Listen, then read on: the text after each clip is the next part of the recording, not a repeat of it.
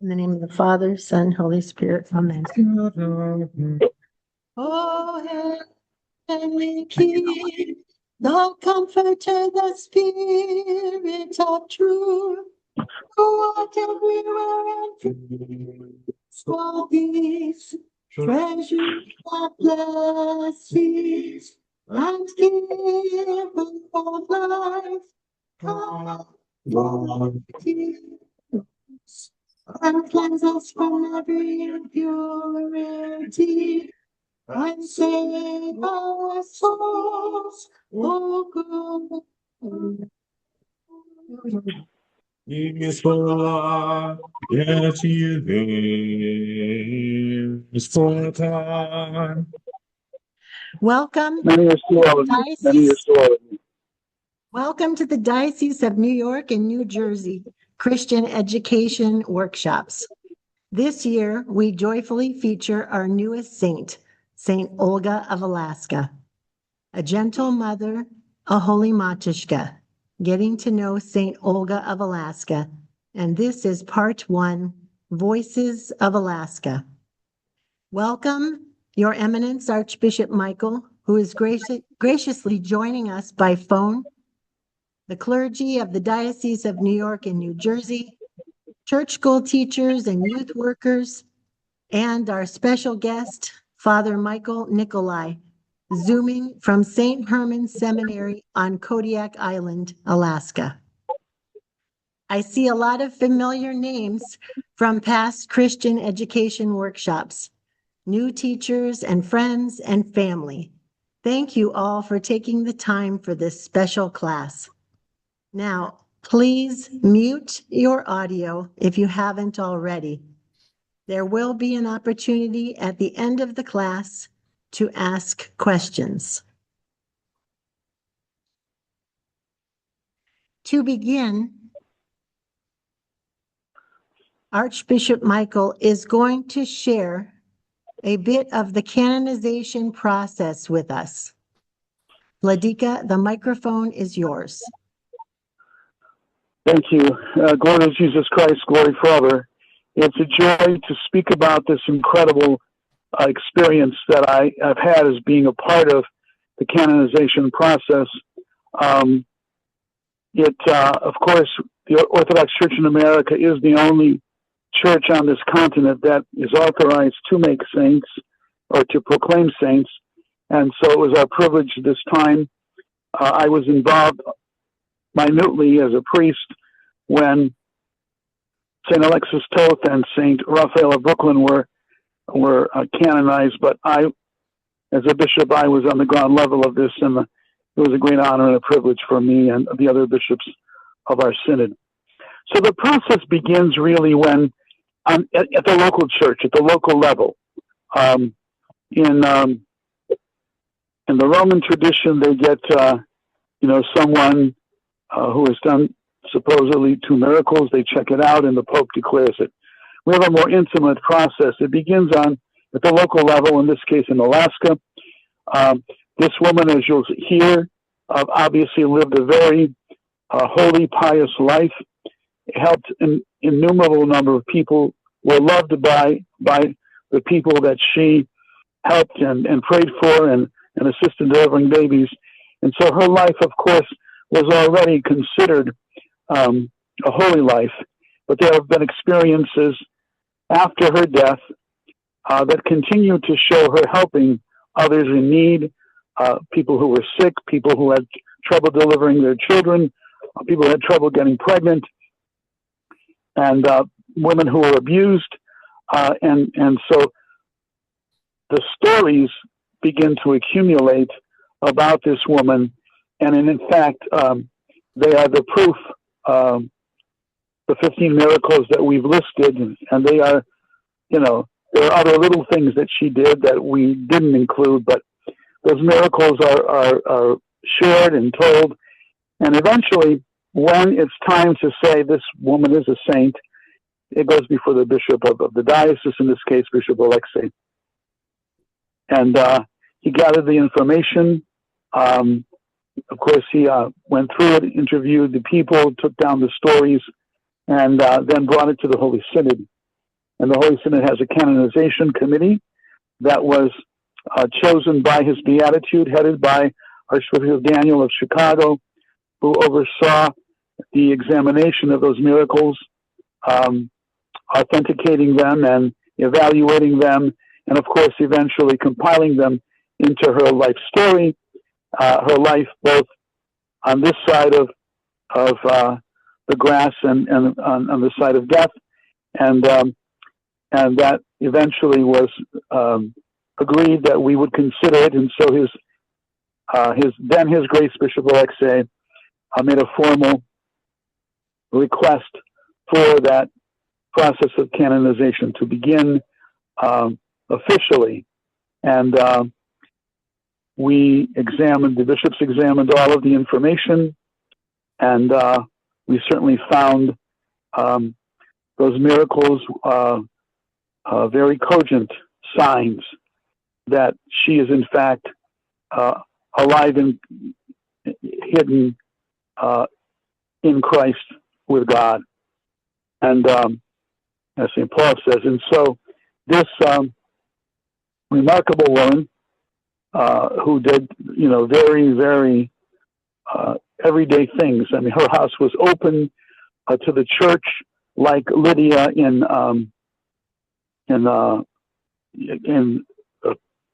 Philippi, first convert family, and her and her household were the first converts in Europe. She sewed clothes, winter clothes. You'll hear in the stories for people in the very cold of Alaska, just like Tabitha, or who had died, and the people begged Peter, and he brought her back to life. So the very basic things that she did in life were now even outshined by the miracles that people testify to. And so we got a meeting together of the synod, and it was a unanimous agreement that this, in fact, has been revealed to us, that she is a saint. We don't make her saints. We acknowledge, we glorify her as a saint. The record of her good works and her miracles after death are the proof. And so the Holy Synod proclaimed her in this proclamation of the Holy Synod of Bishops of the Orthodox Church in America on the glorification of the righteous servant of God, Matushka Olga. And so this reads, in the name of the Father, and the Son, and the Holy Spirit, to the beloved clergy, monastics, and faithful of the Orthodox Church in America, God is wonderful in His saints. The Holy Synod of Bishops of the Orthodox Church in America has heard the petition of the Right Reverend Alexei, Bishop of Sitka and Alaska, expressed in his November 2nd, 2023 letter to his Beatitude Metropolitan Tikhon concerning the glorification of the servant of God, the righteous Matushka Olga. In his letter, His Grace Bishop Alexei states, I am writing to your Beatitude with respect to the departed handmaiden of God and faithful Orthodox Christian Matushka Olga Michael of Kwethluk, known by pious peoples of the Kushwakim as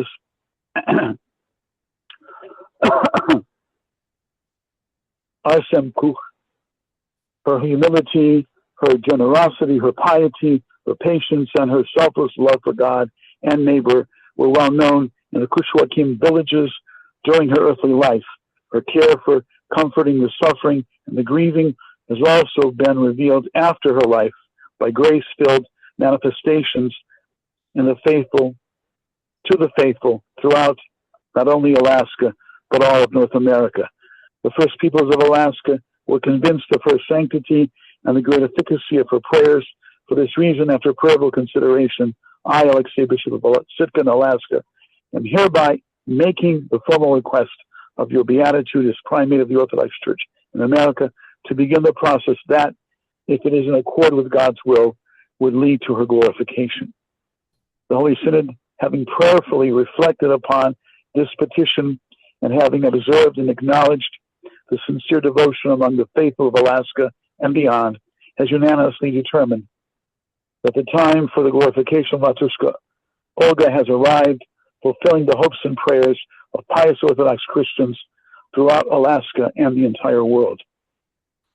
Therefore, meeting in the solemn assembly of the Holy Trinity Cathedral in Chicago, Illinois, under the presidency of the Most Blessed Tikhon, Archbishop of Washington, Metropolitan of all American Canada, we, the members of the Holy Synod of the Orthodox Church in America, do hereby decide and decree that the ever-memorable servant of God, Matushka Olga, be numbered among the saints.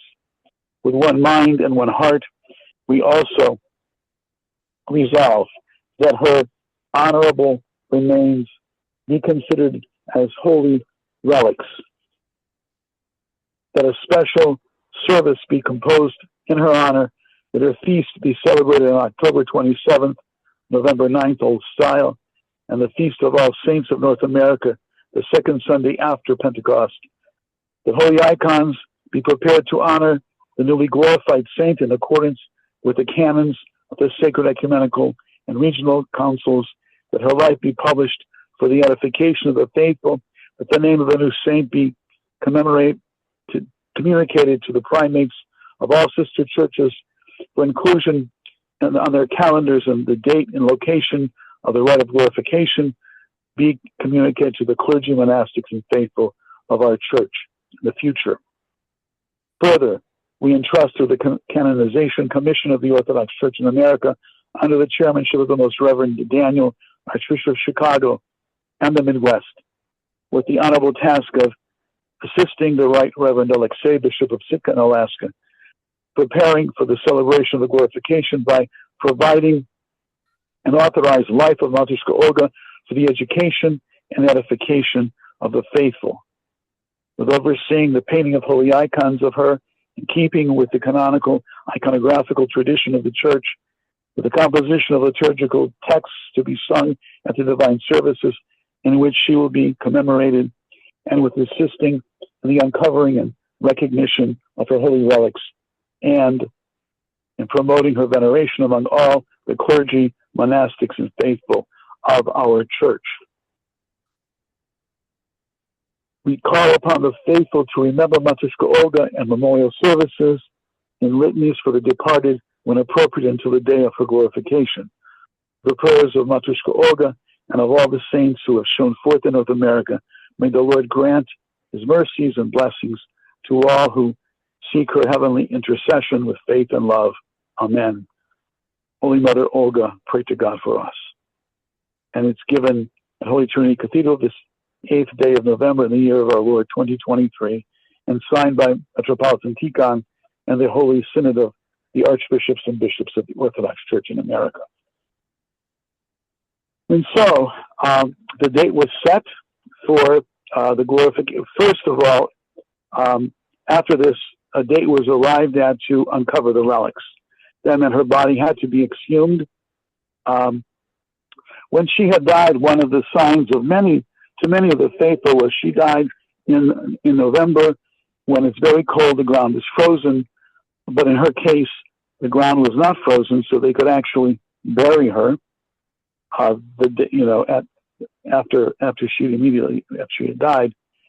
For her funeral, there were birds singing above the church that had been her spiritual home, her life, and in the cemetery where her husband was buried. And the birds go south much earlier than November, and they were there. And once the service was over, they disappeared. So when they exhumed the body, once the ground was soft, His Grace oversaw the getting of the relics, and the clergy dug her grave, opened it, and brought up the coffin. And of course, because the coffin is simple wood, and the weather there is so severe, and no doubt because of, there was no a vault or anything to protect it. So there was, obviously there was dirt and water in the coffin there had been. And so when her relics were exhumed, they were brought by His Eminence and into the church. She was the relics were washed with with rose oil, and she was redressed properly. And some of the things that were hers, actually, her daughters still had them. So many of the like the blankets and the cloth that covered her face, and because originally she had been dressed in her wedding dress, she was redressed, and the reliquary was made by the nuns of Conestoga in California.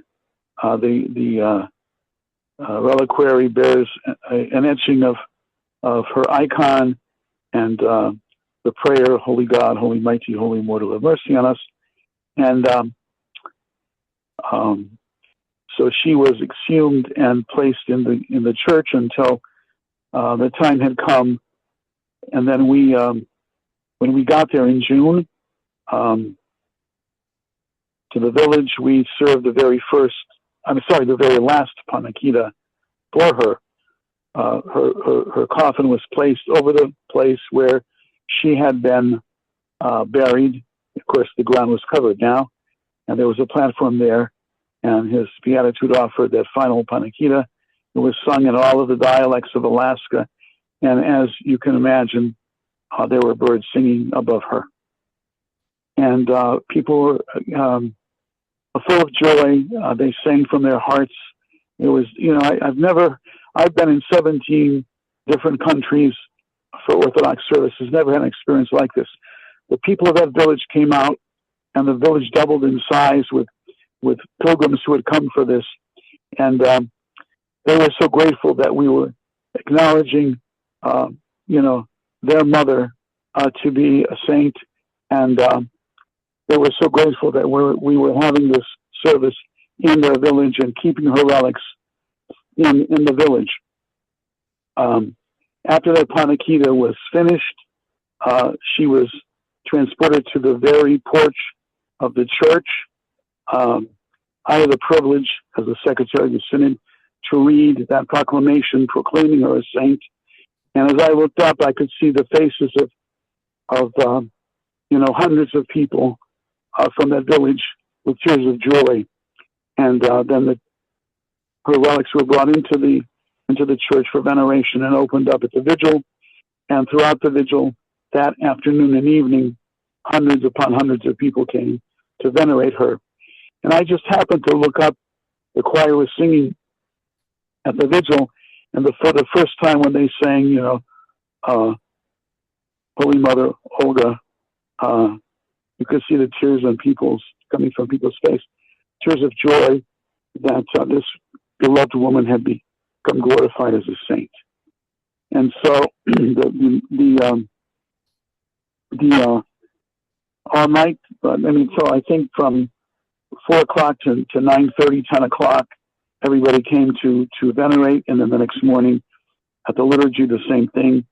The next day, her relics were taken to the cathedral in Anchorage, where again, even more people were able to, thousands of people were able to venerate her on that Saturday and Sunday. The synod agreed to keep the reliquary of the saint in Alaska, and in the village where she had lived. And so, as happens, because time, 1979, she reposed. When they were removing the relics, there was some breakage already. Little bones had either from dropping the coffin in or lifting it or whatever. And so those were used as the relics. There are 2 main relics.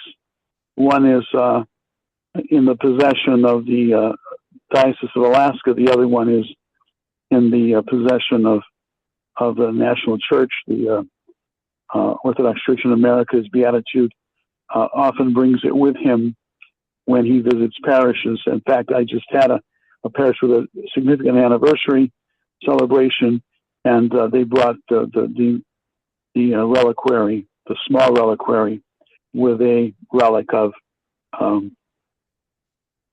St. Olga to the celebration that we had in Trenton, New Jersey.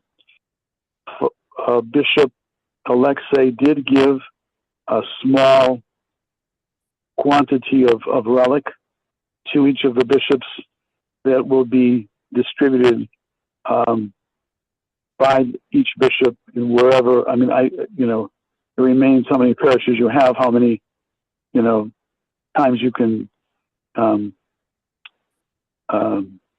divide that among the parishes. But those relics, no doubt. I mean, I have a parish, a mission that was established, St. Olga of Alaska. So certainly, in that church, there will be a small relic and a reliquary of St. Olga. And so I would say,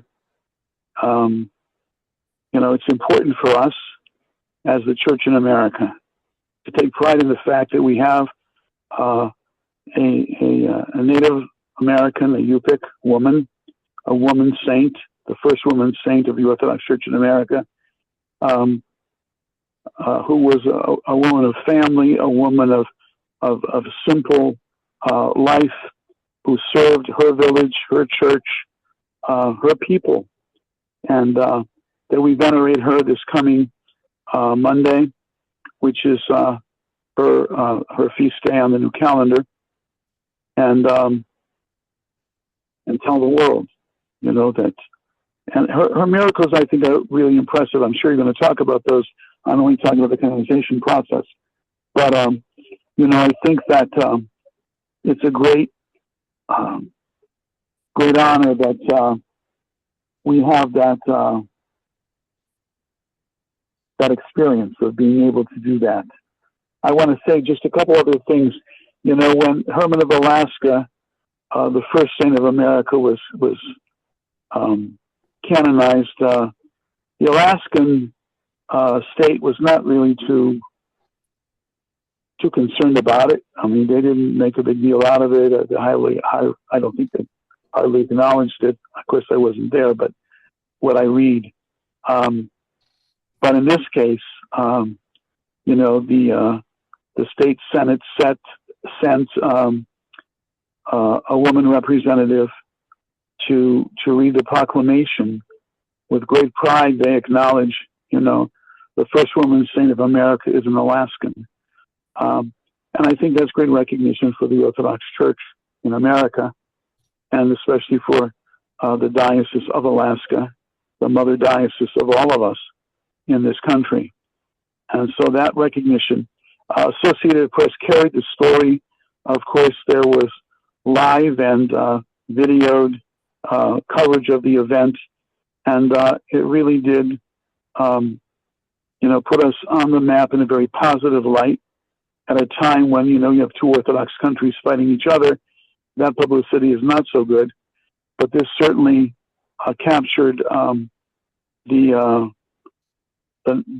eyes of many people in America and the world. Okay, I'm sure I've exceeded my time as always. Thank you for the opportunity. You're going to field questions at the end, right? Yes. Thank you very much, Vladika. You're very welcome. Listen, I really would urge all of you, especially if you're church school teachers, to share this. I mean, what it is to be a saint. We think of some, great Holy Father, theologian or healer, but this woman just did all the right things in the humblest of ways. And so it gives all of us hope to be at least small s saints. I want you to teach that to your kids in church school, and let them say with pride, especially the girls, that among the first is a woman saint from Alaska. God bless you all. God keep you. God ever love you. Glory to Jesus Christ. Glory Forever. Many years to all of you.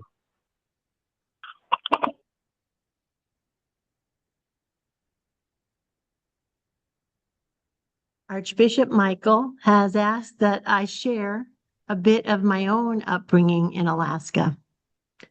I produce the workshops. I have never been the speaker, so I didn't realize what a difficult but emotional task it would be to encapsulate how Alaskan Orthodoxy has formed me. It's a way of being, a mindset, not easy to put into words. Native Alaskans have a way of talking about themselves without being perceived as prideful, because what you say to others or how you act is a representation of your family. I will attempt to do this with honor. I am Matushka Tamara Cowan, wife of Father David, mother of Gabriel, and daughter of Archpriest Nicholas and Matushka Anastasia Molodico Harris, and descendant of many faithful Slavic Orthodox ancestors. My dad pastored parishes in Pottstown, Pennsylvania, and Baltimore, Maryland, then was sent to the Diocese of Alaska in 1967 to build an Orthodox church in Anchorage, the largest city, that did not have a parish. At that time, the population was about 100,000. Anchorage was and still is a hub for Native Alaskans for medical care, shopping, and seasonal living. My pregnant mother packed up my two brothers and all our belongings. Fast forward, and there in Anchorage, I was born in 1968. I grew up a priest kid in a big, loving family with 6 children, 4 brothers, and 1 little sister who I felt was my gift. I grew up watching our parish blossom, having services in the basement of our house, then a small church being built in the backyard, and then over the next 20 years, it grew into a cathedral. This structure was completed in 1992, and ours was the first wedding in the newly completed St. Innocent Cathedral. I am not a scholar or an Alaskan Natives culture expert. All of my learning is experiential. But in my village of St. Innocent Church, I had excellent teachers. I was raised in my church family made up of Yupik, Aleut, Alutiiq, Tlingit, and Athabaskan Native Alaskans. In church, I learned to sing all of these languages. Native Alaskans are dancers. They dance to tell a story or an important truth. So they danced as they sang in the choir. The choir was my happy place. Surrounded by their joy, I learned to love the liturgy. Because their culture embraces timeless time as a way of being, I learned to love the full-length services, even the vigil. There was a full schedule of services, and it wasn't just our family attending the services, but services were regularly attended by many who loved being in church. I learned that being with elders was an honor to cook with them, to clean God's house with them, and to enjoy never-ending preparations of hospitality and charity. From my earliest memories, I was accepted as a full-fledged member of the choir and the sisterhood. I learned patience and compassion as I went with my elders to visit their sick families coming from villages to be cared for in Anchorage at the busiest and largest Native medical center in the state. When you live in Orthodox Anchorage, The whole state is your village. For 3 summers, my family lived in a fish camp village as my father joined the crew of an Aleut priest commercial fishing boat. He needed to supplement our family income as our mission parish was still young. Alaskan weather is unpredictable, and subsistence life has many challenges. There, in the fishing village, I learned to live simply, be flexible, and receive the day as it comes. Many village parishes did not have a priest, and so my father, as dean of the region, visited a different village by small airplane each week. The times that I accompanied him on these trips to these poor villages, I learned perspective and thankfulness. As I speak, my heart is flooded with memories of so many wonderful people who formed me. So many of them have passed on. May their memories be eternal. I am ever grateful to my parents for answering that call from Alaska. Alaska is special, and there is so much we can learn from this culture to get along better in our culture, to be better Orthodox Christians in this chaotic world. Our objective tonight is not to learn St. Olga's facts.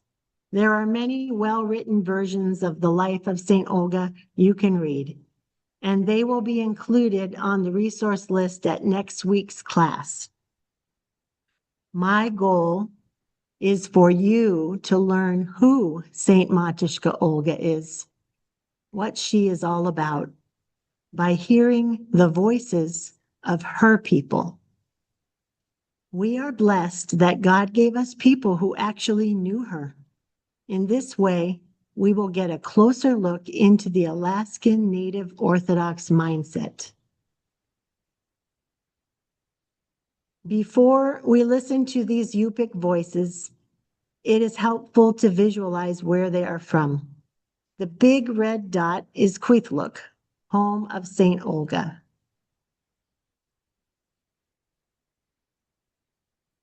On this map, the village of Kwethluk is in green on the far right. The recent catastrophic flooding pathway is in red. The upriver part of the flooding, where the red line ends, that's about 20 miles from Kwethluk. Glory to God, Kwethluk was not hit by flooding, but the villagers there are now busy helping to feed and house thousands of evacuees. Thousands of people have lost their homes, and even our church of St. Michael in Quigilinuk was taken from its foundation and torn and carried down the river. What sorrow they must have. May the Lord have mercy. After class, I will post a donation link if you would like to help. Here is the village church in Kwethluk, where the reliquary of St. Olga resides, and the glorification services for St. Olga were held. Here is the glorification service. You can see all of the bishops, and Archbishop Michael is venerating St. Olga.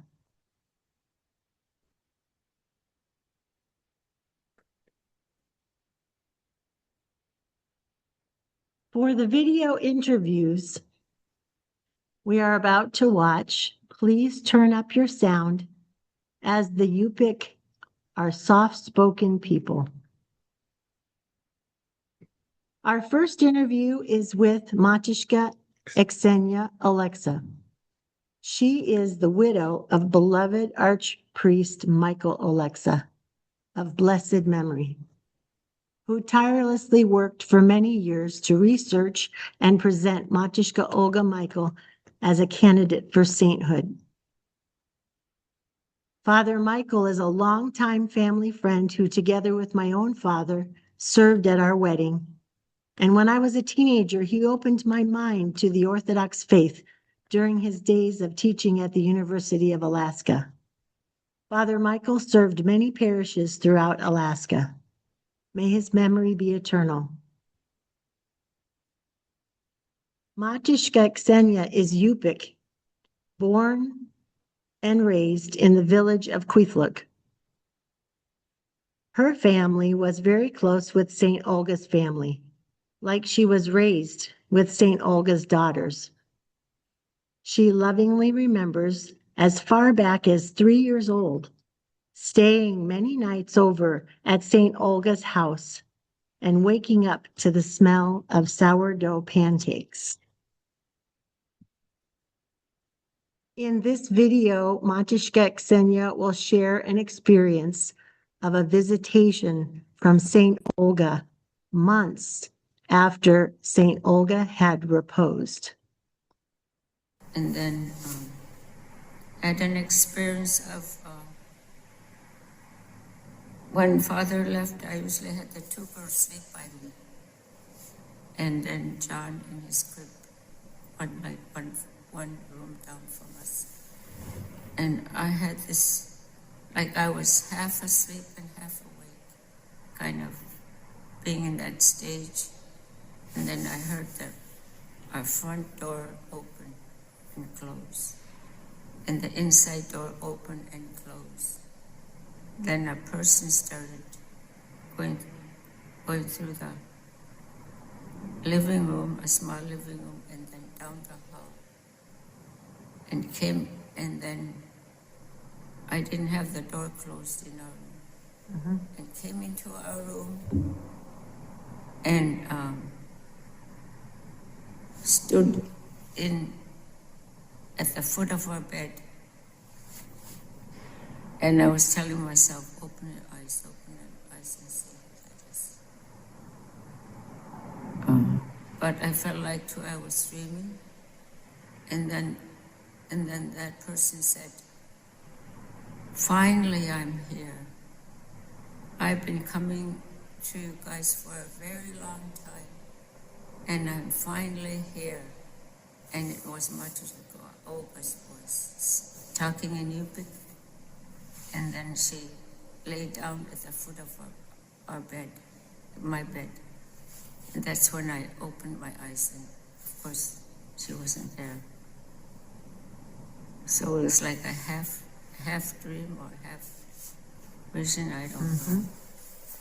So the next day after we woke up, Katrina started running around saying, I'm Olga, I'm Olga. That she was Ma Olga. And we never talked about what's the Olga. But she in the Yupik way, when a person passes away, the baby after that is named for that person. Either her Yupik name or both, or English given name. Like I'm named for a very old lady that passed away. And so I have her Yupik name, Anna, which is mother, and her given name, Ksenia. I also have another Yupik name,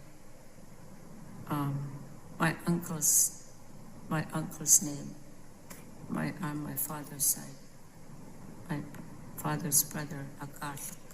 So I have two Yupik names and my name, like her name, Ksenia. So, and from then on, she would tell people, I'm Ma Olga.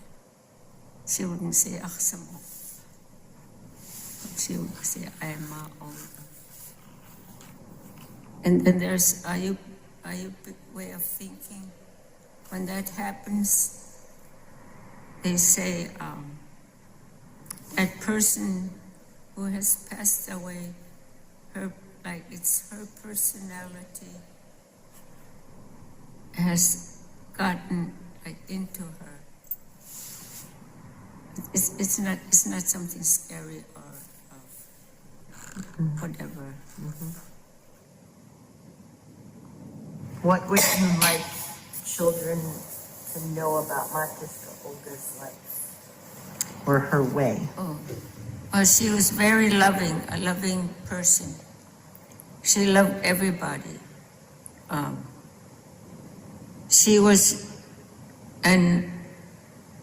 wasn't an imposing person. She was like someone that she would say something to them, and if they didn't listen to her, no, she didn't push it. She wasn't, or demanding, I should say. She's a very quiet person and very kind and very giving of what food they had, because she would ask people if they were hungry, or she'd feed them, especially the orphans that she knew from the village. She would especially be kind to them and feed them, ask them to come in and eat whatever she had. And nowadays we have a lot of people whom we call the homeless. It's just, to me, that's the same concept. Sometimes we are told not to be kind to them, but I know that's not right.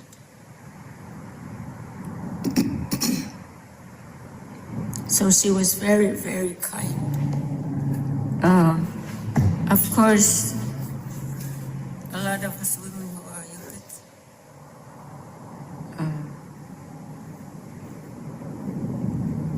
youth, it gives us extra pride. I know pridefulness isn't good, but I think this is a good pride, where one of our own has been chosen by God to become a saint. And Papa used to say, because he did know Saint Olga and others like her, the elders who have passed on. He saw their personalities, their way of life, and he would say, you know, the elders that I knew when I first came to the village, they were all like her. They all could be saints. But why did God reveal Aksabuk? And then he would kind of laugh a little bit and say, maybe those elders had a meeting of sorts wherever they are and decided to vote for Matushka Olga to represent them, or the Yupik nation. Maybe that's why she was chosen. So of course we're very happy that a Yupik lady has been chosen by God to help the people of Alaska, and not just Yupik people, but the other cultures and tribes of Alaska and the United States and Canada and the world. Because there's so much pain that people go through in those other places too.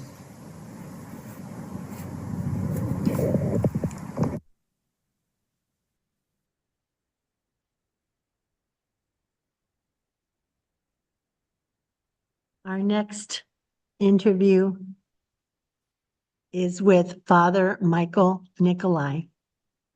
He is Yupik born and raised in the village of Kwethluk also, and has many memories of Saint Olga when he was a young boy. He is an instructor at St. Herman's Seminary on Kodiak Island, and this year he teaches 2 courses, liturgics and indigenous health and healing.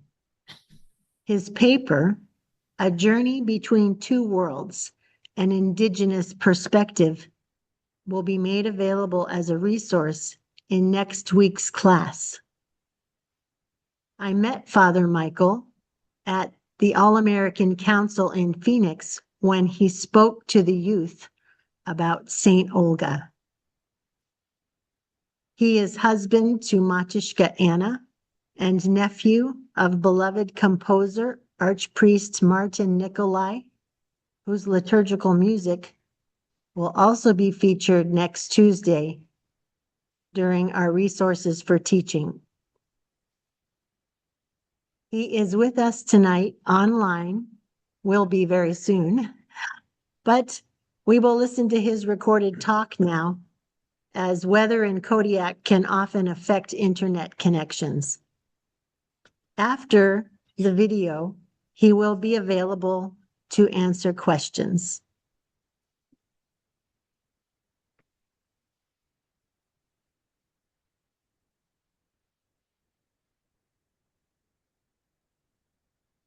Hey, my name is Father Michael Nikolai. I come from the village of Kwethluk, Alaska, where the glorification took place for Matushka Olga. And, I had a privilege growing up to know who she was. She was my parents' godmother. And when they got married, they also, they were their sponsors. So I was young when she got sick. I was like about 3 years old, but for some reason, I known the world since I was like 2 years old, from when I was taken up into the mountains all the way in back of Kwethluk River. And our river is like a swift water, white water. And every year we would go up in the springtime, and by that time I was 2 years old. From then on I remember everything, because I remember seeing the bear and then coming down with our traditional bearskin raft that was put together by my great-grandparents and a couple of my uncles. And then when we got home,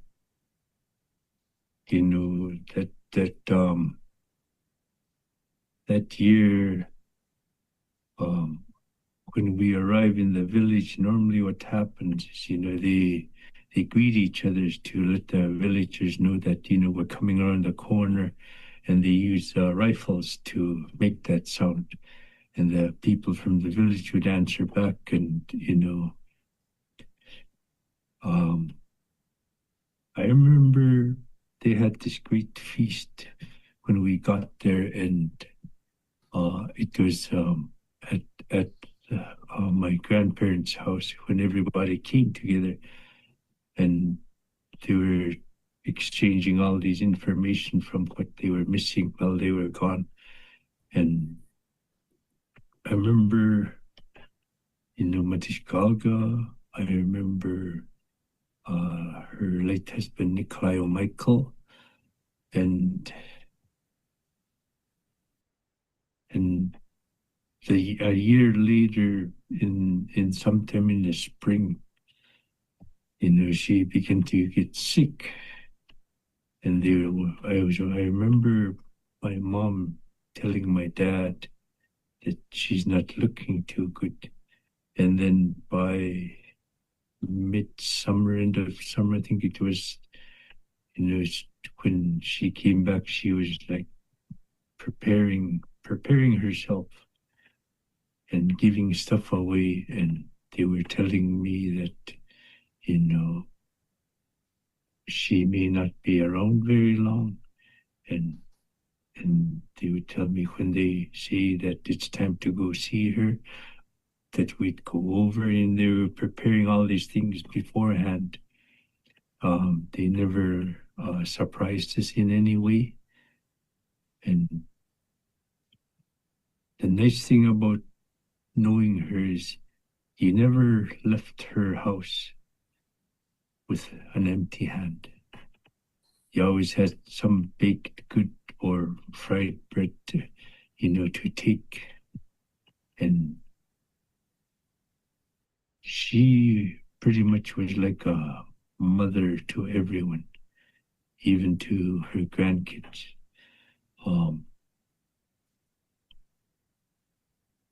And what I would like for children to know about Matushka Olga is, because when we ourselves, we want something from our father, we normally naturally go to our mom to ask our dad for something. And Matushka Olga in many ways was like that for everyone. So, when you pray and ask her like you're asking your own mother, because she is very special in that way. And that's why we say she's a mother for all Alaskans and everyone that calls upon her. And the most special thing about having somebody from our own people to be canonized as a saint is like strengthening of our people to even step a little forward to becoming more humble again, or as our elders would say, yung napugod, which means we're trying to be. And our elders, they always spoke in ways that allowed us to have this greater belief, because they would always say, doing unlidak, which means in our language, when we translate it to English, it means it is never the end. And because it is never the end, we have this greater belief in Alaska that resonates with orthodoxy so well that the person falls asleep. And the other words that our elders use is that we will see each other again. In our culture, in the Yupik culture, it's taught in this way that to see each other again is to see eye to eye. When you learn to understand their teachings and the values that they have taught you in life, when you come across them, you actually gain that perspective that they had, and we see each other at the same level, reminding us that these teachings that they carry shall continue no matter if they're still there or not, or even after, I have left this world, that our teachings will still continue, because we see at this level I, meaning Tangkochirkut, that we will see each other again. And to be at the canonization, when we started the process in November from exhuming her out of the ground, I remember one of the older priests, they came up to me and he asked me, do you remember what the casket looked like? Were the handles singular, or was it all pulled together? And I told him, I remember the casket being like this brass color, and that the handle went all the way around, and it was like this continuous thing. And when we pulled her out, Father Victor, he came back up to me and he said, so you do remember all these things? And I told him, I remember every detail that happened, because I remembered I was very scared that night when she passed away. I've never seen a storm or in many ways it felt like the world was ending because, it was very cold that day before, and we were out on the river right on top of the ice. And we were getting ready to set the nets. But then when the storm came, it was like we were all on a panic mode and everything thawed out. Even the snow on the ground was gone. And these high winds were coming from somewhere, and the river unfroze again. And I remember the elders, they used to say that we only keep the body for about 3 days and then the body gets buried. And the day she was buried, everybody ate, had the after feast. Everybody took off in their skiffs, in their boats back to their villages. And the next day it was so cold. So it felt like the earth embraced her and welcomed her back. Our elders, the way they see Orthodoxy and our culture is so similar, that we came from somewhere and we shall return to where we have came from, which is normally pointing towards, we are dust, and dust we shall return. So in Matushka Olga, I don't think she ever really slept too much because, we lived right down a couple houses away from them. And back then the village wasn't too big. So before it even got bright or anything, we would see clothing hanging by her place already. And she had done everything. So when we were passing by to go to school, she would come out and give a piece of fried bread. Yeah. So when you come across the icon of Matushka Olga, the best way to ask is like asking your mom to ask your father for something. So when you ask her to pray for you, come to her as you are coming to your own mom, because she always had that great warm feeling of a real mom. And, that's why if you come to the village, you're going to find people calling her mom. And even though she might be distant relative or, closely related in a different level in our culture, they still call her mom. And everybody connects very well to her that way.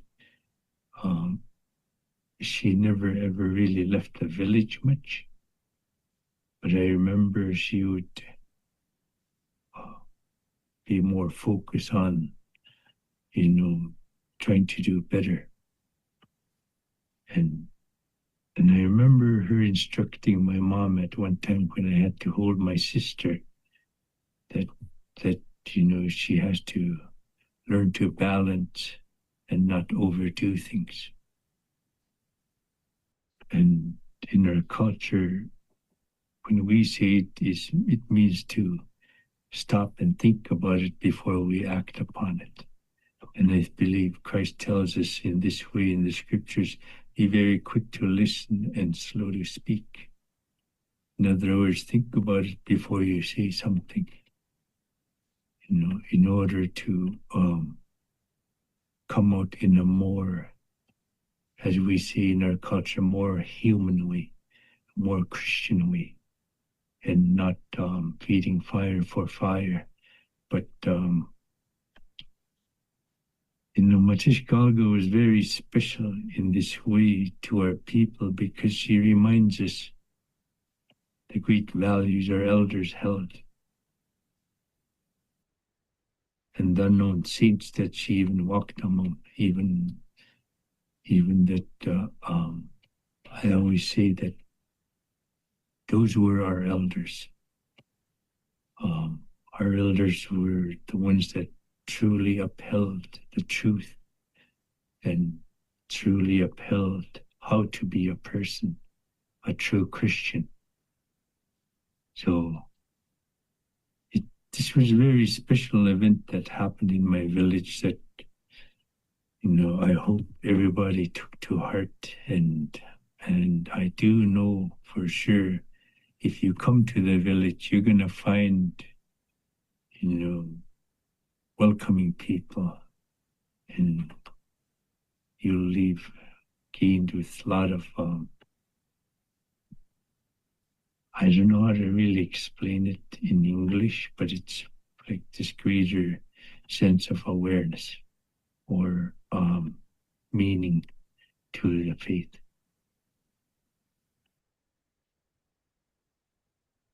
Is there anything else I should cover?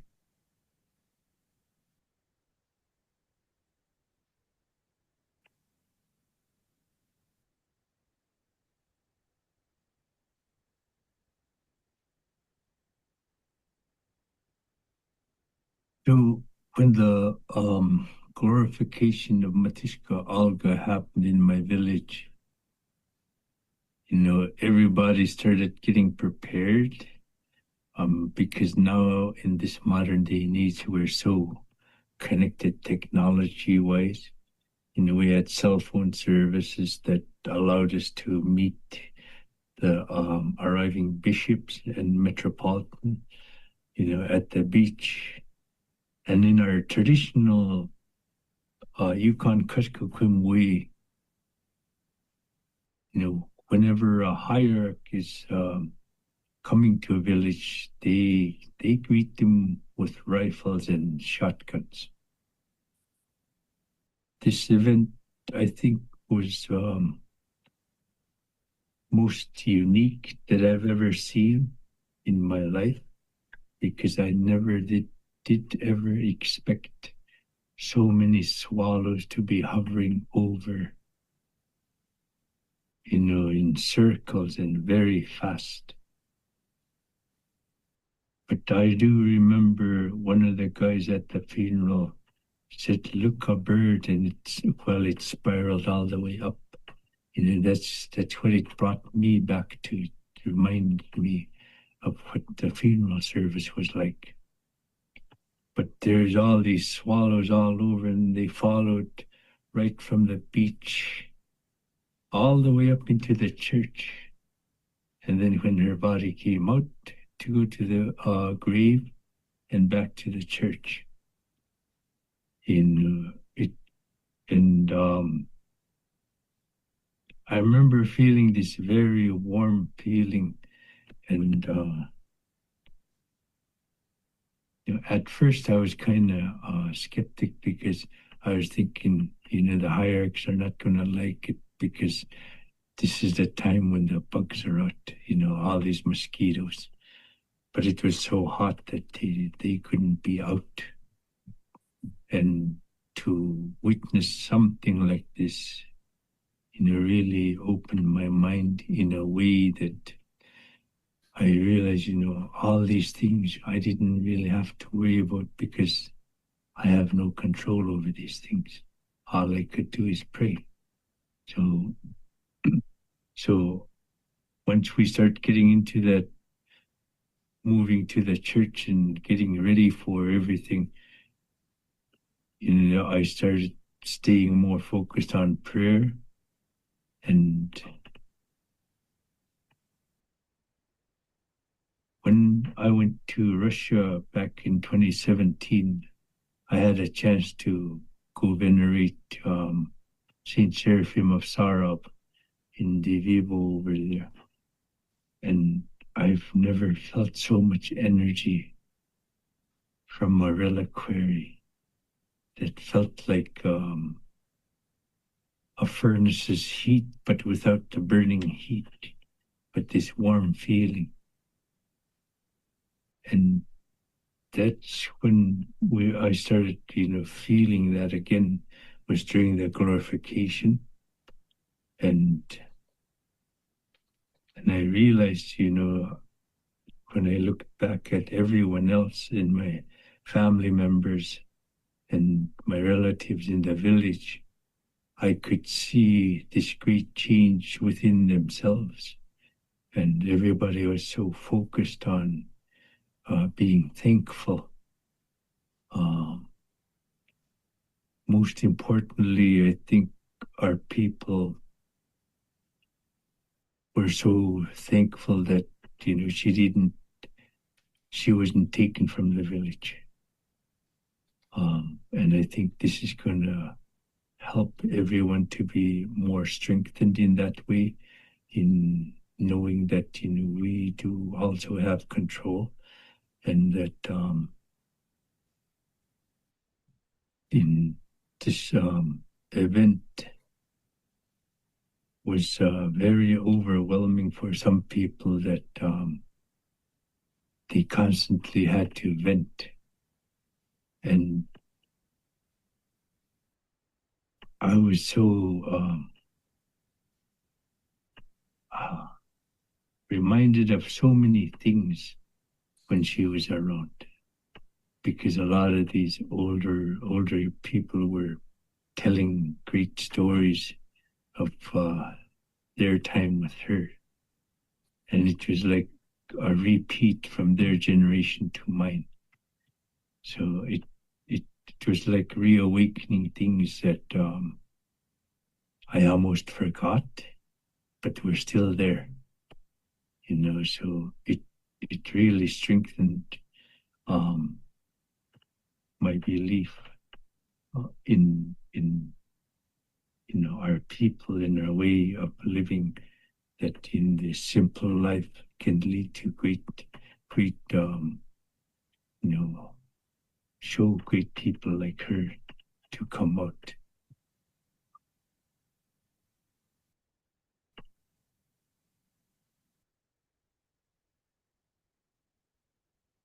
That's it.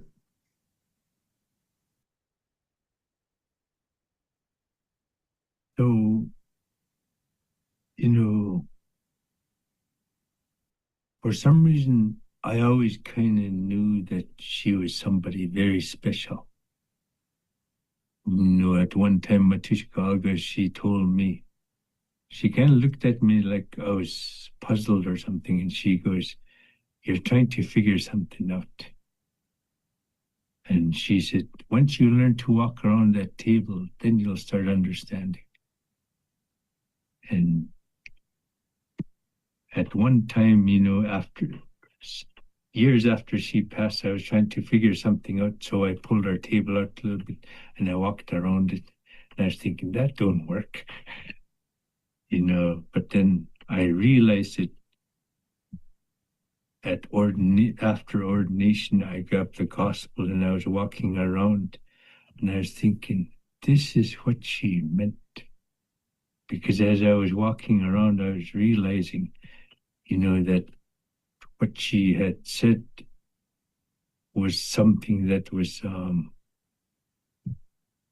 coming to my mind as I was going out with the gospel and thinking about what am I going to say. And it really strengthened my understanding at that time.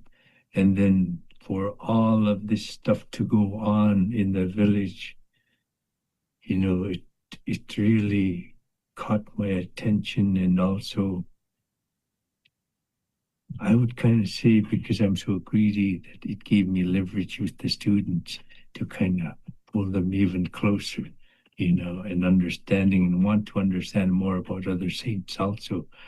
And I was kind of explaining to them how these saints are so connected in this so similar values and understanding, and how they hold on to these great things. You could compare Father Herman and Bishop John of Shanghai and San Francisco. They're so exactly the same. And then you have Matushka Olga. She could be equal to several different saints.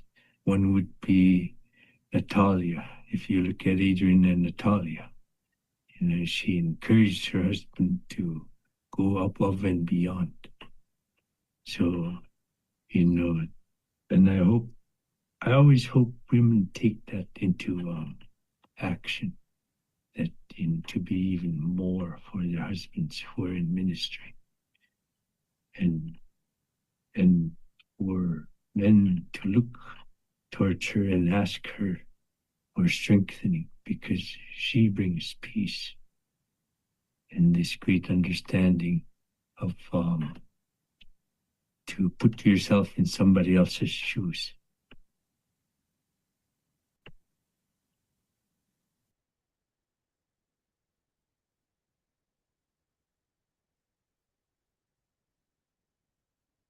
So,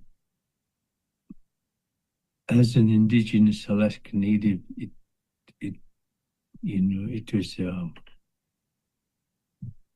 I'd have to say it was an amazing place to grow up in. It was Queethluck, because I grew up in two cultural worlds, which is my Christianity, along with my traditional Yupik traditions and backgrounds. Our elders, when I was growing up, they had three different places that were tailored to age for Sunday school. And all three of these places had an elder. And the older kids ended up at Matushka Olga's house. I remember sneaking away and going over so that I could have, something warm. Because she always had bread or something baked. I remember sneaking away over there because my mom at that time, she was helping doing something, and I just kind of sneaked in and grabbed my young sister, and she's like maybe four years younger than me. I remember going in so I could sit and eat and listen, and I remember them talking about our traditional values and how our traditional values are so very similar to such as like the Ten Commandments and how to direct yourself. And they added on reminding them who we are is that we represent our mom and dad as soon as we walk out the door. And then we represent our village when we leave our village.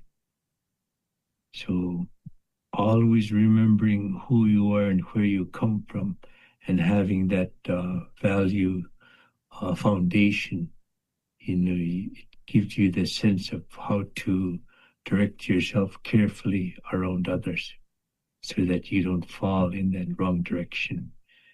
And then at one time, my dad's mom,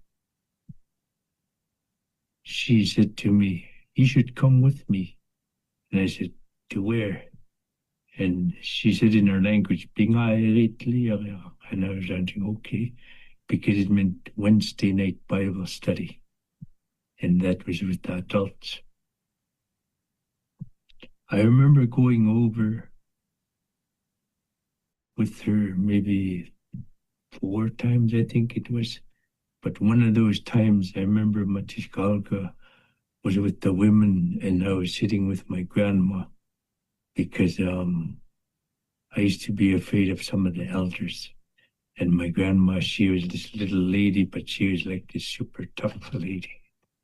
So I was right by her, and I remember hearing her talking about how important it is to start teaching before we lose, the teachings, or they're just going to become lesser. And how important it is to push for these teachings so that the respect, that greater respect can always be there.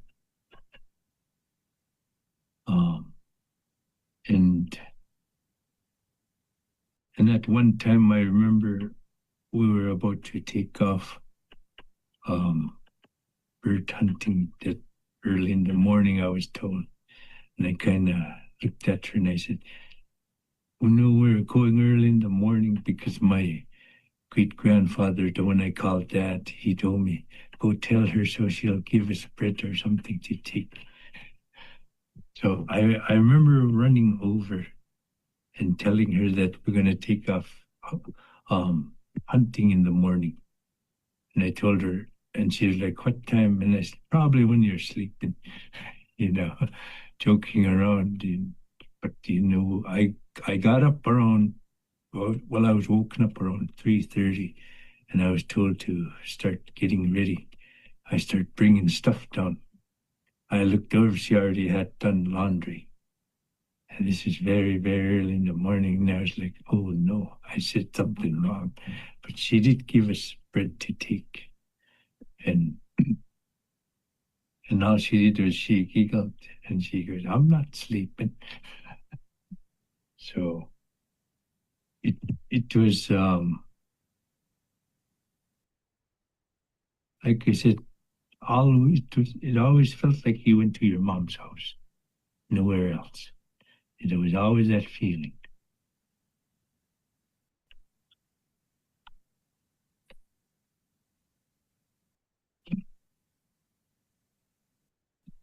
So the music that I grew up in the village, it was the church down below, where they exhumed her body out of. That old church, it was, from what I understand in the readings, that in the culture histories, that 1929, that old church was beginning construction. So by 1935, it was actually consecrated and used. It was probably used before then, but it was constructed about 1929. And my great-grandfather, Nikolai Ipchuk, was the first priest in the village. So when he passed away in 1962 with a heart attack, Father Nikolai O'Michael stepped up and became the priest. So a lot of the songs that were always sung were primarily in Yupik and Slavonic. Once in a great while we would hear English growing up. But in that particular church down below,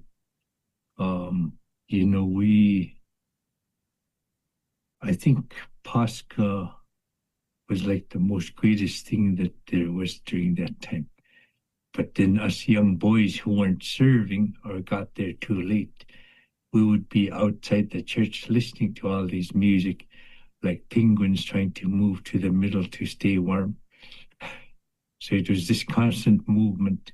But I remember the hymns and how I would listen carefully, which kind of warmed me up and kept me focused on, okay, so this is what we're singing about. And when I started learning English and started reading a little more, when I came to the seminary,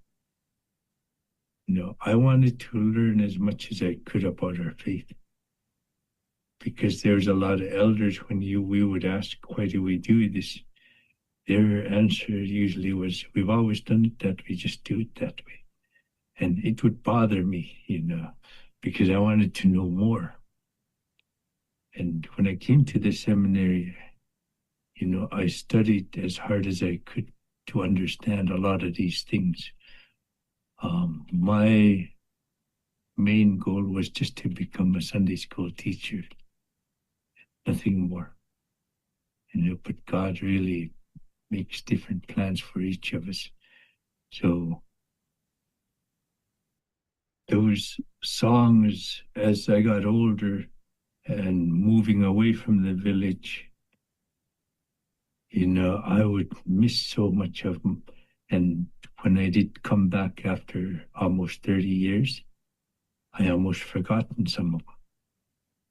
And during the glorification, when they pulled all these things out, I heard my uncle, Father Martin, say, we're going to be singing as much as we can of what she used to hear in her time.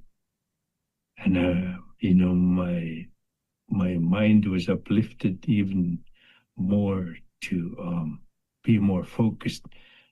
So my focus gave away from the service part, but started I was more in tune with the music, because growing up I stood with the choir all the time. I didn't really try to serve in the altar too much, because I love singing, and it was trying to ride a bicycle. As I was singing with them, I would make mistakes here and there after so many years of not doing it. But then, afterwards, it was like my heart was completely full, to hear all this great music that we used to hear before so much English came out. So it was a very special moment, I think.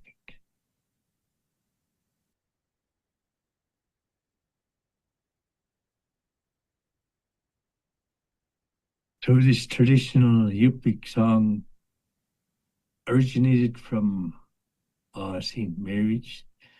My wife's grandma, great grandma, kind of pulled me aside and she said, "Listen carefully. I don't want you to forget this song." And she kind of said, I kind of asked her, "Okay, what does it mean?"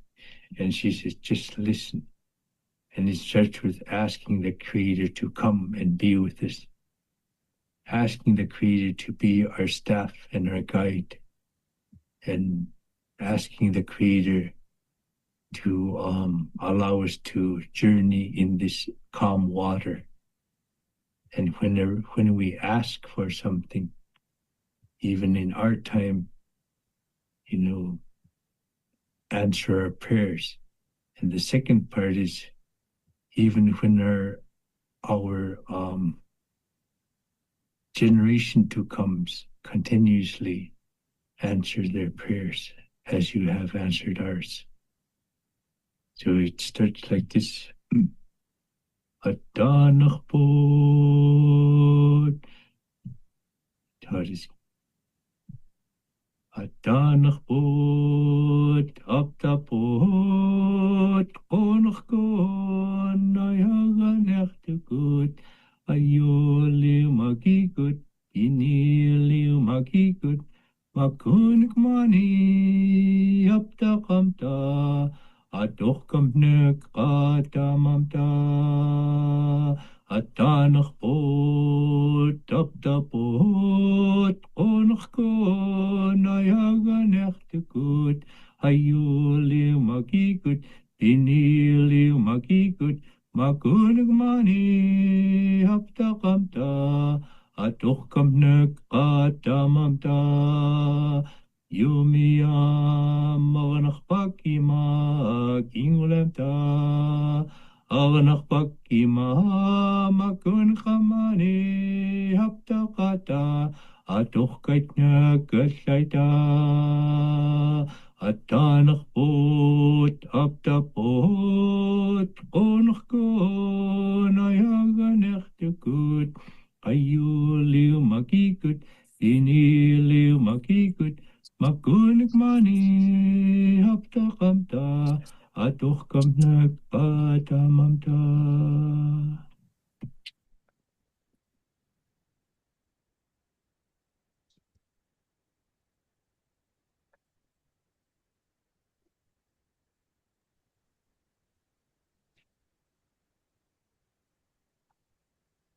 Thank you, Father Michael, for your beautiful reflections and song.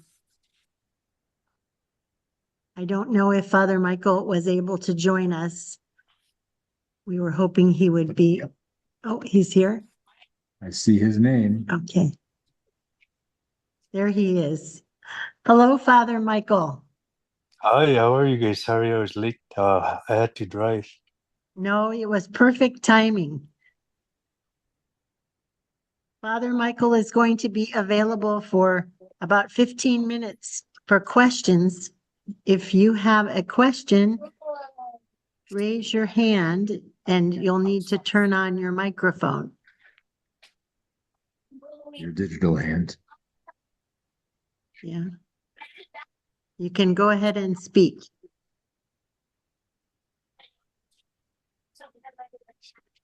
No? I guess we don't have any questions. Anyone? Yep, we Yeah, do. okay. Natalie Marino. Natalie, go ahead, Natalie. Hi, good evening. I have a question. So I am currently a teaching assistant for the ministry of my church, St. John the Theologian. And I wanted to ask for any recommendations that you might have on involving and really curating a sense of orthodoxy outside of the church, especially for our youth who are becoming teenagers, and how they might feel like they can carry orthodoxy into the outside world, outside of the classroom and outside from Sunday school. Yeah, this past weekend's gospel, because we're on the old calendar, it really reflects upon not being afraid of correcting somebody, because we all do have somebody that fell away from the faith. And because our younger generation feel like they're not very well taught, they're always afraid to say something, or they feel ashamed because they feel like they're not part of something. So in order to overcome something like that, you have to create this environment where they build confidence. And the best way to do it is to interact with each other, kind of helping each other, teaching one another. I hope that answered your question. Yes, thank you. There another question?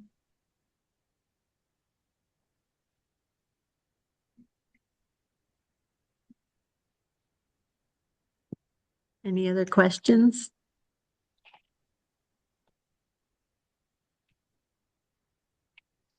I don't see any hands, but if you have a question, just go ahead and unmute yourself and speak. Hi, Father Michael. It's Phyllis. I don't have any questions, but I just want to thank you for the beautiful reflection, St. Olga, and your homeland. It was very beautiful. That's all I have to say, but no questions. Thank you very much.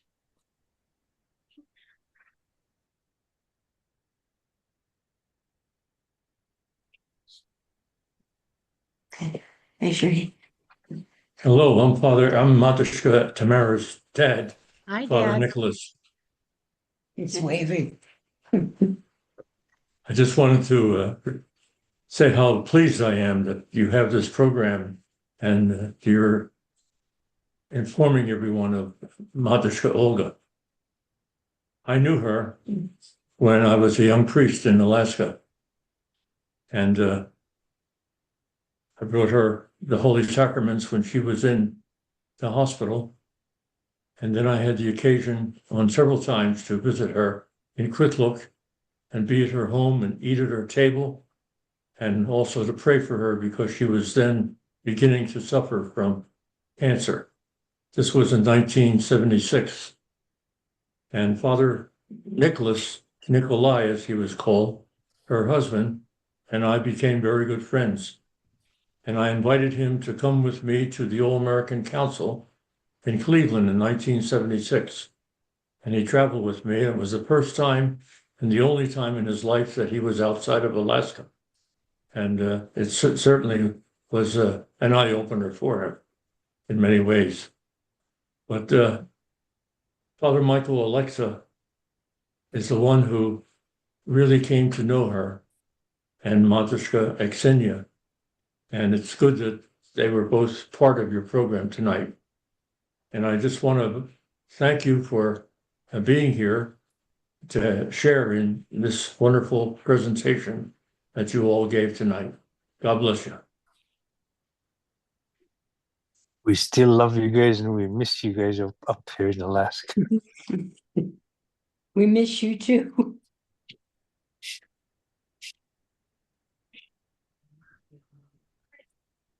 Are there any other questions or comments? If I may ask a question, it's Matushka Rachel. Hi. Hi. Uh, Thank you for doing this. I had a question just if I guess it's kind of a specific question, but is there any advice you could give on anything about any advice for a Matushka or mothers in general? Father Michael? Well, yeah, I think, again, Matushka Olga was a great example. I think if the more you guys do retreat with each other's as Matushki, you're going to increase each other's confidence in ways that, pulling out what causes all these struggles and talking with one another and kind of going through that, what we kind of call in my culture like debriefing, but it's done in more of like you kind of explain like how hard it was and what you how you learn to overcome. The sharing of information is a way to build strength with especially with each others. And that's something my culture tries to teach is that, we talk about our faults and we talk about what we should have done and how we could do better in order to move, as we always say in my culture, in order to become yupik, in order to become a person, you have to go through all these trials. You have to learn how to overcome. So I think the more retreats you guys do in this way, talking about the hard stuff and what got you through it and what you could have done better, I think are like the main three keys that really develop great, union, and also it helps new Matushki to see what they're up against. So it's kind of like saying this lies ahead of you. Matushka Rachel, next week on our Tuesday class, when we talk about resources, we will also have some information about other Yupik Matushki who have responded about how wonderful it is to have Saint Olga, a Matushka, as a saint for us. So we will talk more about that next week also. Okay, awesome. Thank you for your advice and thank you for that. I'll try to be on that call. Are there any more questions? Go ahead, George. There I am. Okay, thank you. Hello, Father Michael. I just wanted to share just a couple of observations, not really any questions, but um, I was fortunate to, along with my wife, to be at the All-American Council in Phoenix this year.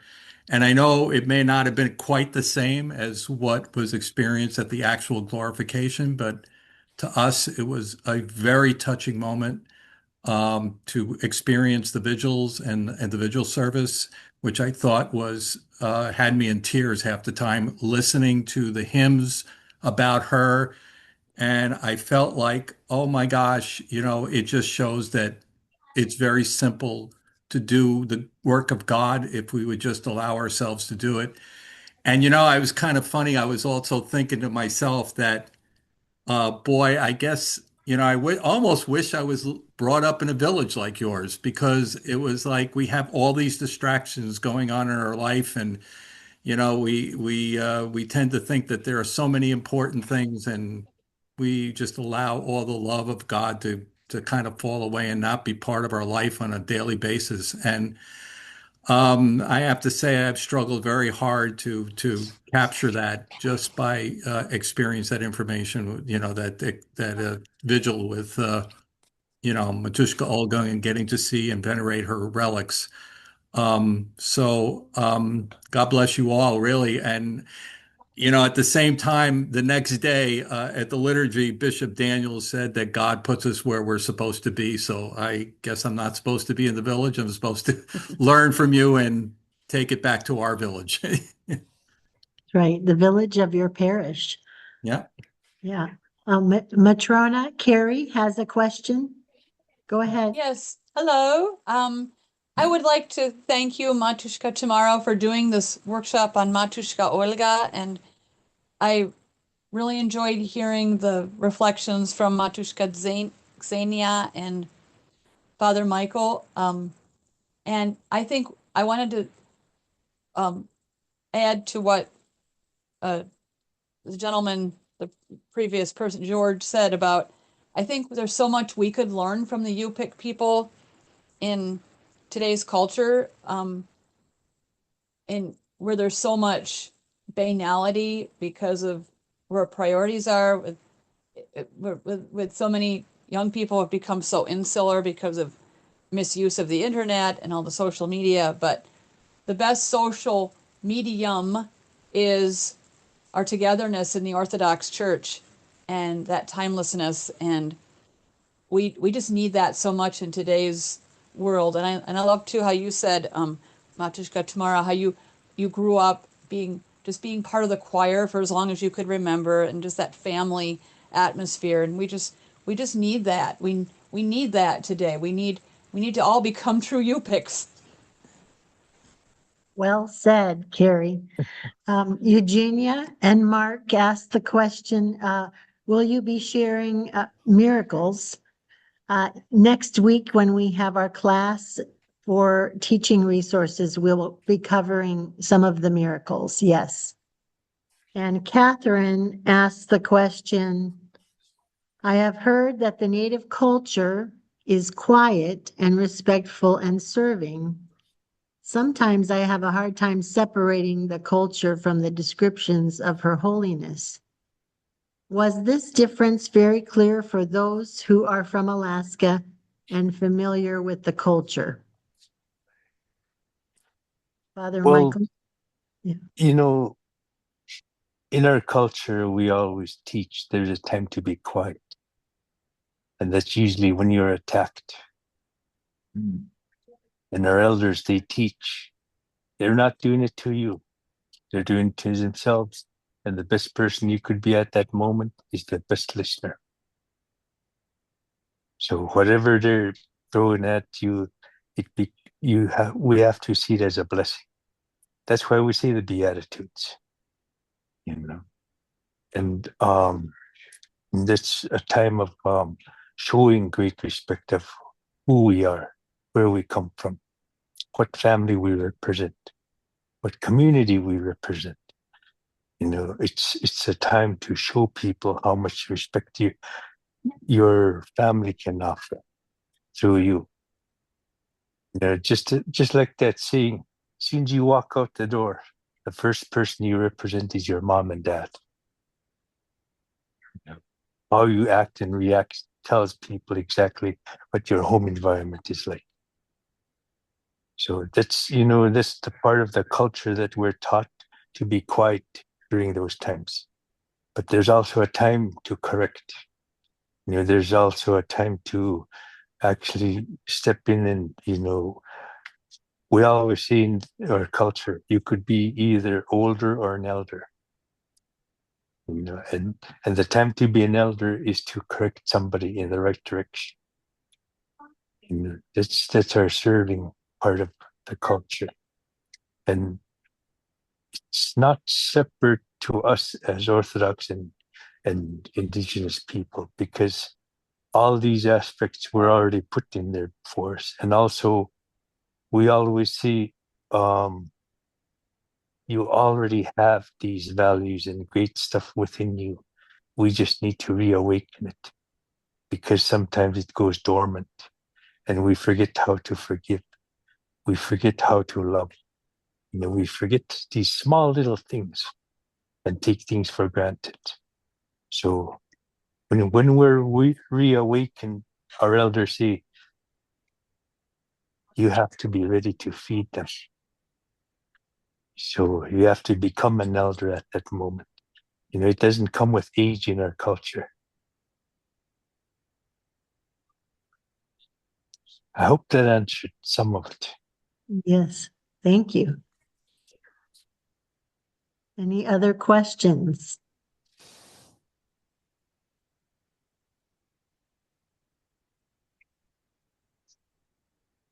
Go ahead and speak if you have a question. Rebecca is asking, next week, if time permits, can we hear about miracles? Yes, yes, we will. Any other questions? The recording from tonight will be made available to all of you when it is available to us. We will send it all to your emails. And next week, we will have videos and video links for you that are recaps of the consecration and other aspects of the canonization of Saint Olga, as well as liturgical music. We will learn from the village, a play that can be used in your parishes during holiday time about her life, and then many, many other resource lists and links that you can use for teaching children and adults as well. I want to thank Archbishop Michael for blessing this project and supporting and being with us tonight. And I want to thank Father Michael Nikolai for his beautiful words, and for Matushka Ksenia Alexa for hers. And I need to thank my husband, who is the technical expert here, and I could not do any of this without him. Very good. And I thank all of you for coming. We had over 75 people who signed up to come, and so we will have at least that many spots next week for those who will join us again next week. If you can't be with us next week, we will be recording that session, so I will make those recordings available to you as well.